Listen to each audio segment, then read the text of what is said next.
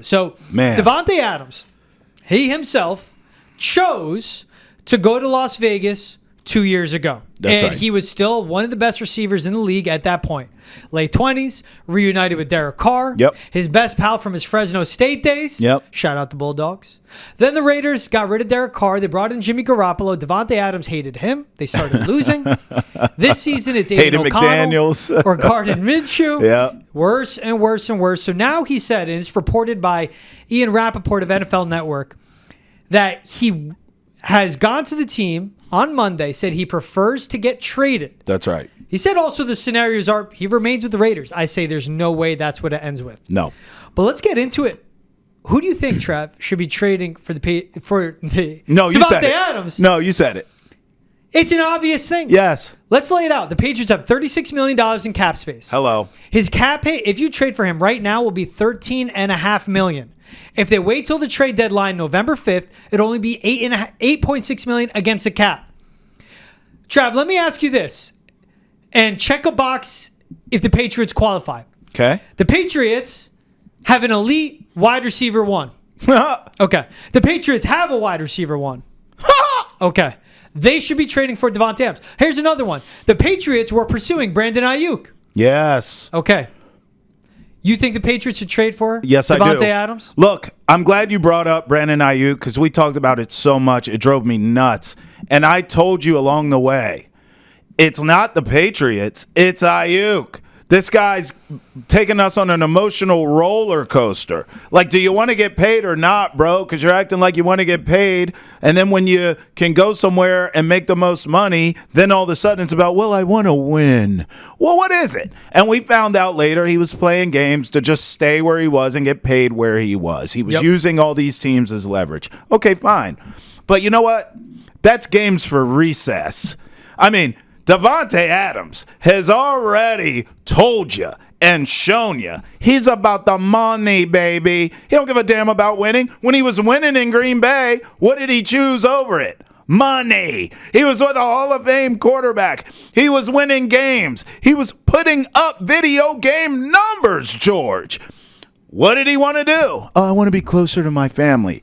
BS. You wanted the cabbage. You got the bag from the Raiders. And then, who didn't see this coming except all of us? I mean, is there anything more predictable than taking a payday from the Raiders, those losers, and it not working out years later? Who couldn't see this coming except all of us? So I say all that to say, hey, bruh, come on down to Foxboro. I mean, it's just your ordinary rebuild. It's the same thing you were already dealing with, except not as toxic. Mm-hmm. So if I'm him, I can get the most money in New England. Here's where not playing Drake May really kind of haunts you right now. Because if you're Davante Adams, you have to assume Drake May can play. You have to assume. Unfortunately for you, you have no tape of it other than preseason because we're still sticking with Jacoby Brissett. But that's another topic for another Foxboro Rush. And you know I'll go off on that, and I don't want to do that. If I'm Davante Adams, I can get paid. You're in a rebuild that's clear what needs to be done here. You just need a left tackle, and you got to play Drake May. And then they need you, a true number one wide receiver with plenty left in the tank. I know he's older than Ayuk, but let's not act like Davante Adams is ancient. He's just fine. He has many seasons left.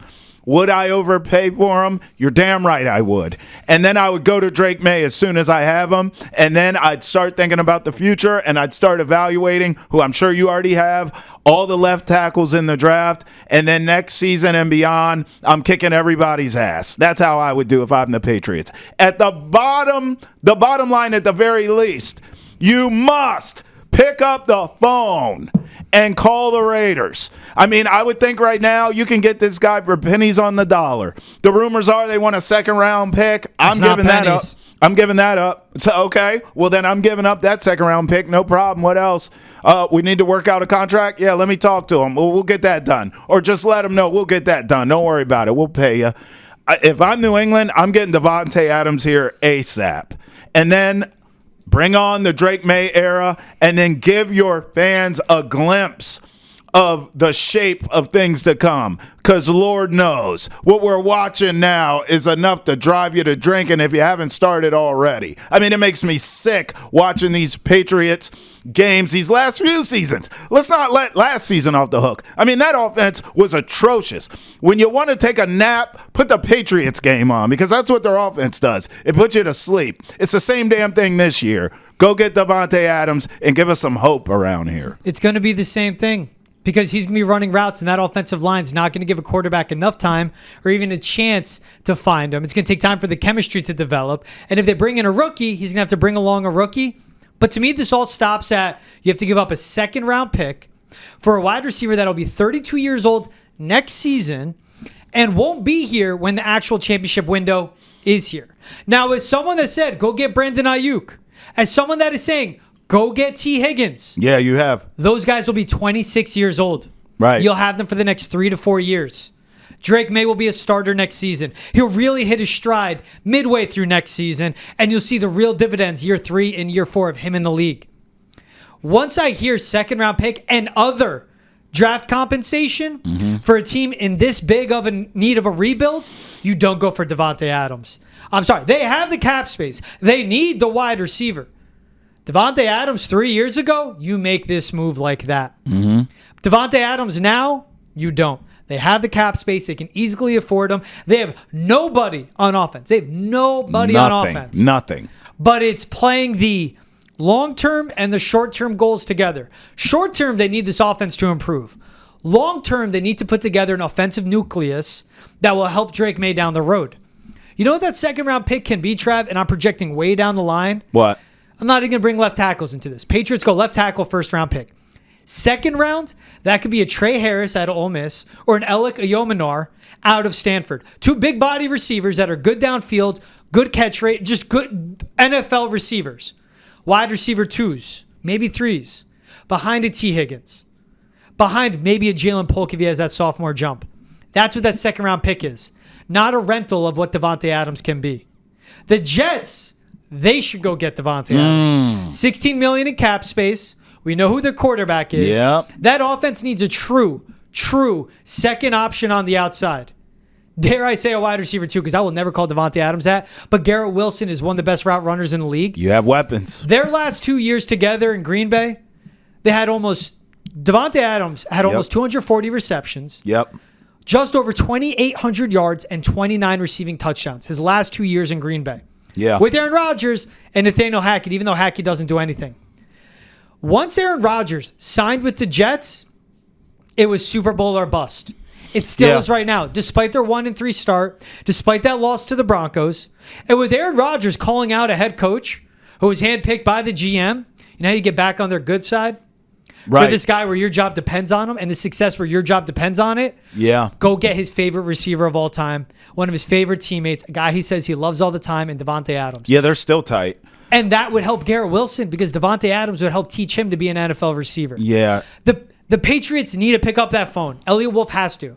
Because I can't come on this show every week and say, what are you doing to upgrade the offense? It's your job to overturn every stone. I can't say that and say, don't call about Davante Adams. But second round pick's too rich for me because this team has too many holes and you need those cost control contracts like a rookie receiver with a second or third round pick.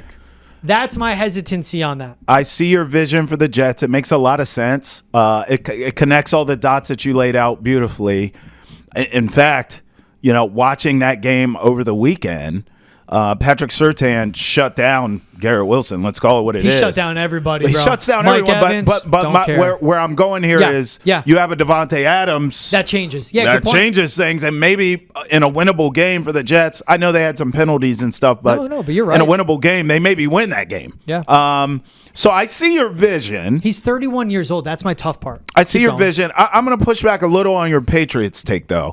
And again, this is just you and I. It's just a fundamental difference that we have. Yeah. You continue to have this long-term vision of Drake May and the future of the Patriots. And I'm like, George, this is the NFL. While I respect long-term vision, every franchise should have it.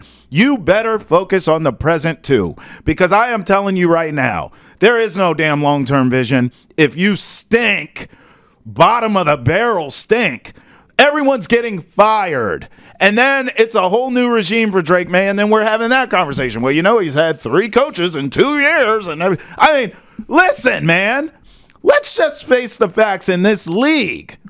You get Drake May in the lineup, which already happened, but whatevs. You get him in the lineup. You get him Davante Adams. You let them start to build chemistry. Are they going to struggle together this year? Yeah, fine. Then you have the off season to rebuild and revamp your offensive line. You can fix that in an off season. And then you come next season, you have Drake May with some playing time and a little bit of experience. You have Davante Adams saying, finally, this kid will have some time to get me to damn rock this year. You already have a wide receiver room filled with role players. Oh my God. This is an embarrassment of riches here in New England with the role player wide receivers that you have. They'll fill in nicely. I'm telling you, I don't think it's this long-term 4 or 5 year plan that you have. I think you can turn this thing around, assuming Drake May can actually play, which I believe he can. I think you can turn this around much quicker than you think. What does NFL stand for? Not for long. And what's my plan? Long term. Yeah. It's if you had me Davante Adams 3 years ago, I would understand it. And a guy that's going to cost something.